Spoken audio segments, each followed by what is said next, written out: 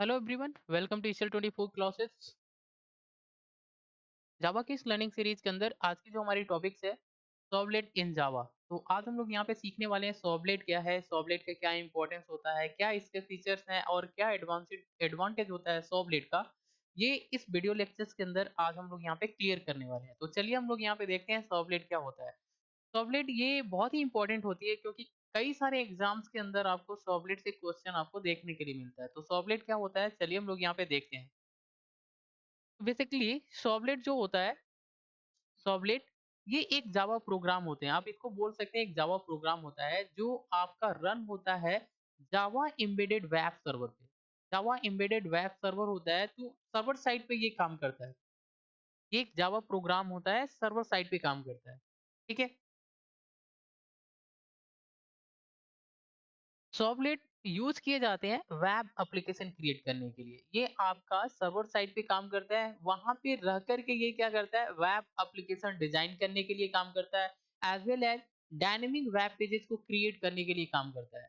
अब ये web application क्या होता है, ये ऐसा एप्लीकेशन होता है जो वेब कंटेंट को एक्सेस करने के लिए यूज किए जाते हैं। वेब कंटेंट को एक्सेस करना है और उसको रिस्पॉन्स प्रोवाइड करना है, तो हम लोग यहाँ पे एक एप्लीकेशन का यूज करते हैं जिसको बोलते हैं वेब एप्लीकेशन।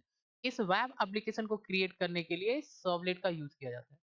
सेकेंड, यहाँ पे क्या होता है, डायनेमिक वेब पेजेस को क्रिएट करने के लिए यूज किया जाता है। डायनेमिक वेब पेजेस क्या होते हैं, जैसे मान लीजिए लेट्स से कि अगर कोई एक यूजर है जो सर्वर के पास कोई रिक्वेस्ट भेजता है किसी पेज के लिए, तो जब वो पेज आपका सर्वर से मैच होता है, अगर वो पेज आपका सर्वर पे मिल जाता है, तो वहां से क्या होता है, उसके पास रिस्पॉन्स भेज दिया जाता है। और ये काम किसका होता है, सर्वलेट का होता है।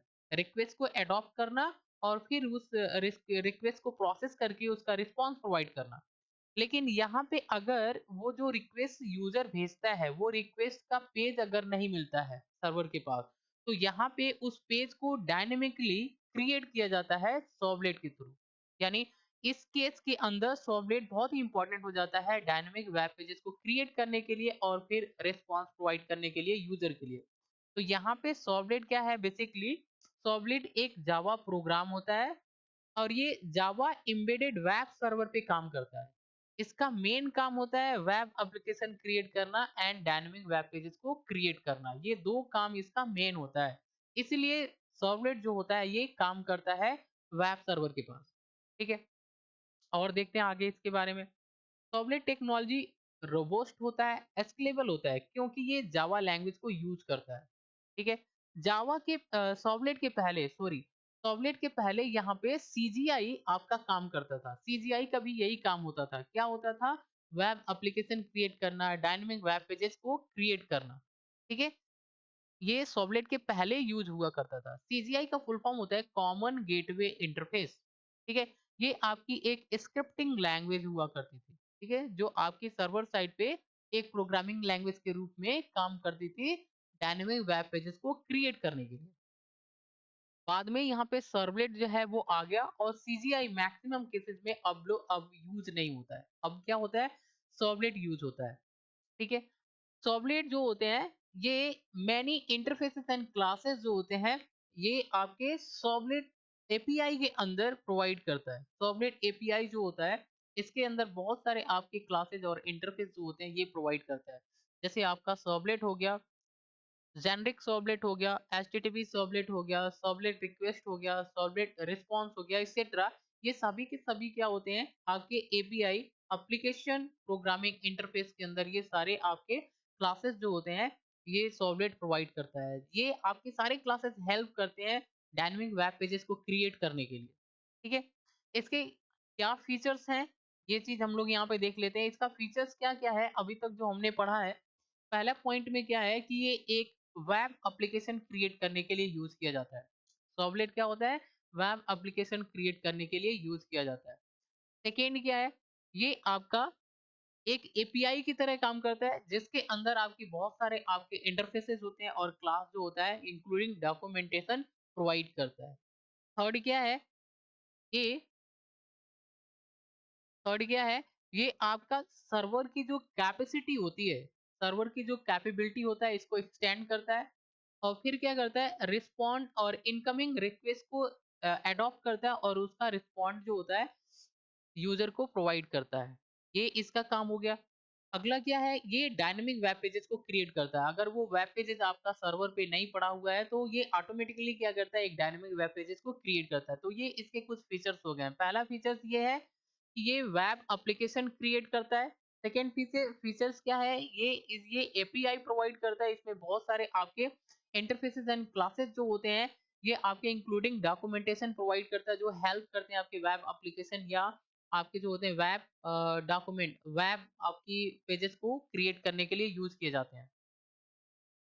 थर्ड क्या हमने देखा यहाँ पे, ये सर्वलेट जो होता है, ये सर्वर की कैपेसिटी को क्या करता है, एक्सटेंड करता है और इनकमिंग रिक्वेस्ट को एडॉप्ट करता है और उसका रिस्पॉन्स प्रोवाइड करता है।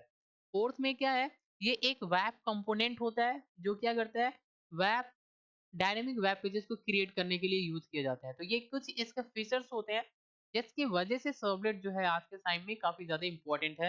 ये सर्वर साइड पे काम करता है। एडवांटेज क्या है इसका?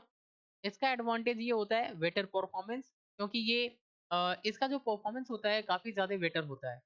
क्यों?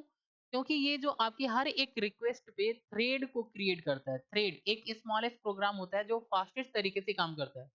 ये आपकी प्रोसेस नहीं जनरेट करता है, ये थ्रेड बनाता है और उसको प्रोसेस करता है। इसलिए इसका जो परफॉर्मेंस होता है काफ़ी बेटर होता है। ये पोर्टेबिलिटी होती है, ये पोर्टेबल होता है। आप इसको कहीं भी आसानी से किसी भी प्लेटफ़ॉर्म पे चला सकते हैं। क्यों? क्योंकि ये जावा लैंग्वेज को यूज़ करता है। ये काफ़ी रोबस्ट होता है, क्योंकि इसमें जो मेमोरी लीक होती है या गार्बेज कलेक्शन का जो वर्क होता है कोड के अंदर, ये चीज़ें आपका जो होता है, ये इसके अंदर नहीं होता है, क्योंकि जेवीएम जो होता है, ये इसको सर्वलेट को मैनेज करता है। जेवीएम सर्वलेट को मैनेज करता है, इसलिए काफ़ी रोबस्ट होता है। नेक्स्ट आपका ये सिक्योर भी होता है, क्योंकि ये जावा लैंग्वेज को यूज़ करता है। जावा लैंग्वेज काफ़ी सिक्योर होता है, इसलिए आपकी सर्वलेट जो होता है, ये भी सिक्योर होता है। इसका काम क्या होता है, कैसे काम करता है, ये इसका एक वर्किंग डायग्राम है। अब देखिए, जहाँ पर जो यूज़र होता है, जैसे यूज़र ने पहला रिक्वेस्ट यहाँ पे वेब सर्वर के पास भेजा, कोई भी आपका पेज रिक्वेस्ट किया, तो यहाँ पे जब ये वेब सर्वर के पास आता है, तो वेब कंटेनर क्या करता है, हर एक रिक्वेस्ट को थ्रेड के रूप में कन्वर्ट कर देता है और फिर यहाँ पे सर्वलेट के पास प्रोसेस होने के लिए ट्रांसफर करता है। ये सेकंड रिक्वेस्ट है, ये भी जाता है तो थ्रेड बनता है, फिर आपके सर्वलेट के पास जाता है, ये भी आपका थ्रेड बनेगा, सर्वलेट के पास जाएगा। तो सर्वलेट क्या करता है, बेसिकली ये सारे जितने भी थ्रेड हैं, इन सारे थ्रेड को क्विकली प्रोसेस करता है और फिर रिस्पॉन्स प्रोवाइड करता है। तो सर्वलेट इसी तरीके से, ये जो सर्वलेट होता है, ये हर एक रिक्वेस्ट को क्या करता है, थ्रेड में कन्वर्ट करता है, नॉट प्रोसेस। इसलिए काफ़ी ज़्यादा रोबस्ट होता है और ये सिक्योर होता है, फास्टेस्ट तरीके से काम करता है। ठीक है? तो आज के लिए बस इतना ही। Thanks for watching. अगर ये वीडियो इन्फॉर्मेटिव लगी हो तो चैनल को सब्सक्राइब करिए एंड शेयर करिए। Thanks for watching.